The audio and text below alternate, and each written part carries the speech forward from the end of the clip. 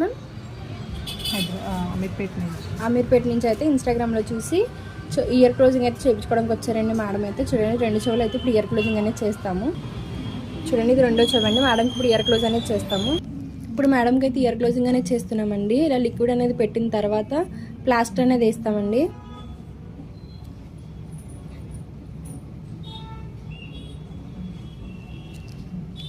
ఇప్పుడు మేడంకి అయితే ఒక చెవు అనేది క్లోజ్ చేసామండి. ఇప్పుడు 2వ చెవు అనేది క్లోజ్ చేస్తాము.